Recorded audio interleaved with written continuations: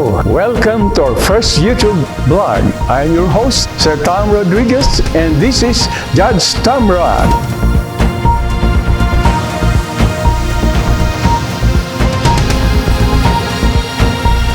For our first subject matter, I would like to tackle the dream for the youth of our national hero, Dr. Jose Rizal, or what we call in our native tongue, Kaparis, meaning Kabataang Pangarap ni Rizal. Last December 17, 2022, we had an impromptu sharing with the youth during a Christmas party at Franz de Leon's house, one of our prospective members of the Arizona Night of Rizal. It was an unprogrammed activity that was initiated by our colleague of mine, Sir Romeo Joey Bibal Balasta. There is a saying that a mile's journey starts last Saturday, January 14, 2023. We heard the good news that the Filipino-American Arboni will won the Miss Universe 2023, which she started with one step and ended up being selected the Miss Universe of 2023. Today, I speak about an impromptu event about the youth of our fatherland. Dr. Jose Rizal wrote a poem in 1879. When he was 18 years old, he wrote a La Juventud Filipina, wherein he won the first prize. He said that the youth is the hope of our fatherland. What happened on December 17, 2022 reminded me of some Bible verses. In Romans 12, verses 9 to 13, it says, "Love must be sincere. Hate what is evil. Cling to what is good. Be devoted to one another in love. Honor one another above yourselves. Never be lacking in zeal. Keep your spiritual fervor serving the Lord. Be joyful in hope, patient in affliction, faithful in prayer. Share with God's people who are in need. Practice hospitality." Who is Dr. Jose Rizal? Dr. Rizal is the only hero whose bust, statue, or monuments are found all over the world. Monuments honoring Dr. Rizal has been erected in the United States, Spain, France, Germany, Switzerland, Belgium, Czech Republic, Chile, China, and Japan, and of course in Canada. When I was in Madrid, I saw the replica of Dr. Jose Rizal's monument there, and they have what they call Avenida Las Islas Filipinas. In the United States, through the concerted effort of different Filipino-Americans associations, statue or bust of Dr. Rizal have already been erected in Chicago, that is in Illinois, in Jersey City, in New Jersey, Jacksonville, Florida, in San Diego, in California, in Honolulu, in Hawaii, and in the city of Carson, in California. Who is Dr. Rizal and what did he accomplish for the Philippines that he deserved to be honored with his statues or monuments constructed all over the world? One of the teachings of Dr. Rizal is the love of God and country. He was not afraid to die for his country. Dr. Rizal was among the leaders in Asia who recognized that proper education is the key to people's freedom. With the strike of his pen, he exposed the evil of the friar's rule in Noli Me Tangere and in el filibusterismo. He established his reputation as the leading spokesman of the Philippine reform movement, and in his hours proved that the pen is indeed mightier than the sword. He said, "There will be no tyrants where there are no slaves," is the ringing theme in both novels.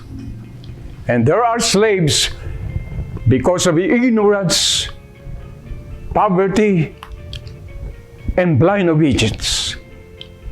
The fighting squad that shortened the hero's life on December 30, 1898, killed the man, but not the ideas he advocated.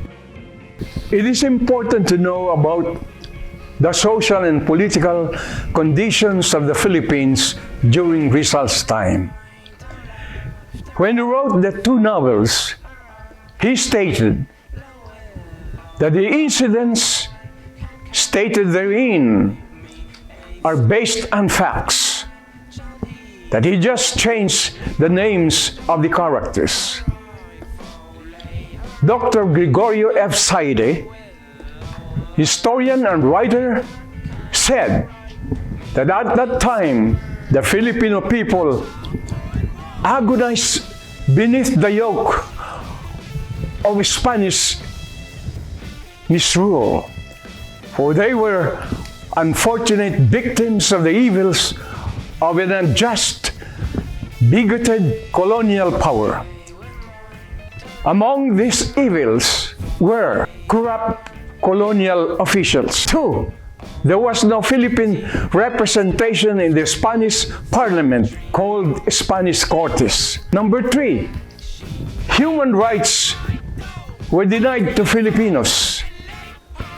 There was no freedom of speech, freedom of association, freedom of the press.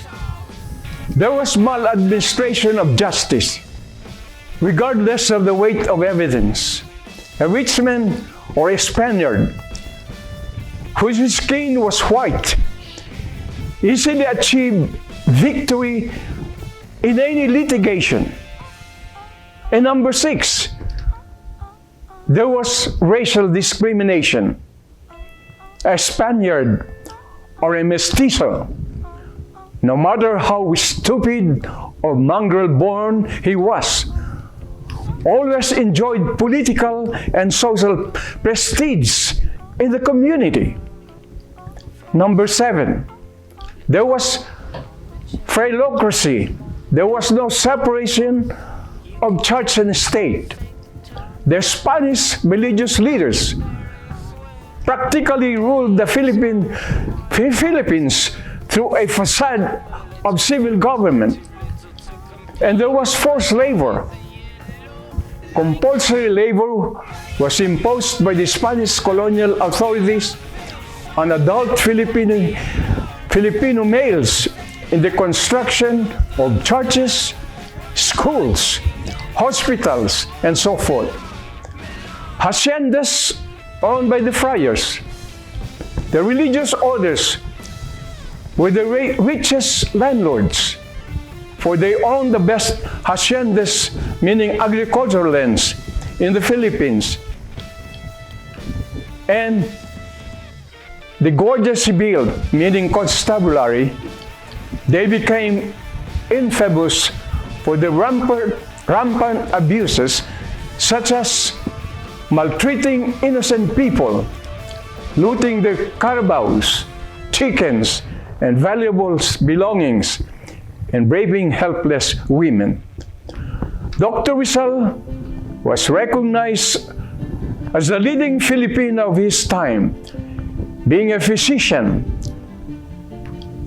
a poet, novelist, artist, scientist, architect, painter, historian, educator, even a magician, businessman, botanist, surveyor, nationalist, and internationalist.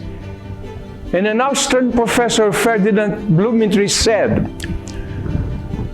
Rizal was the greatest product of the Philippines, and that is coming to the world was the appearance of a rare comet, whose rare brilliance appears only every other century.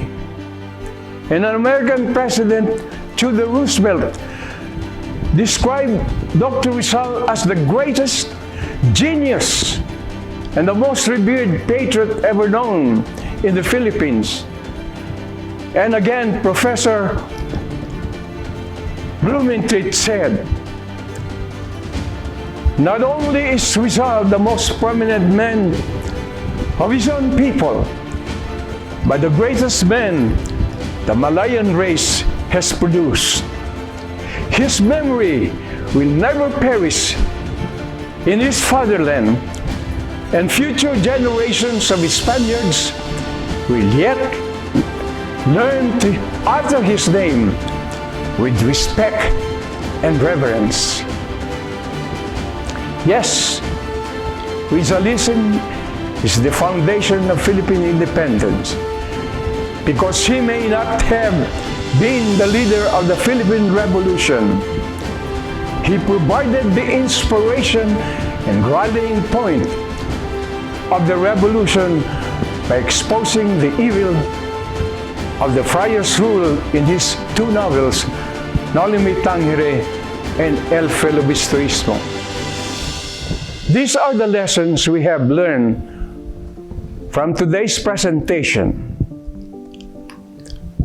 Rizal's love for his fellow men and country was sincere.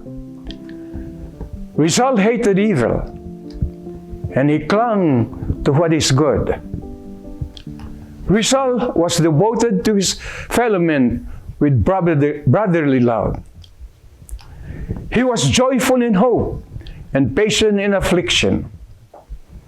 As to the host of the impromptu program, he practiced hospitality.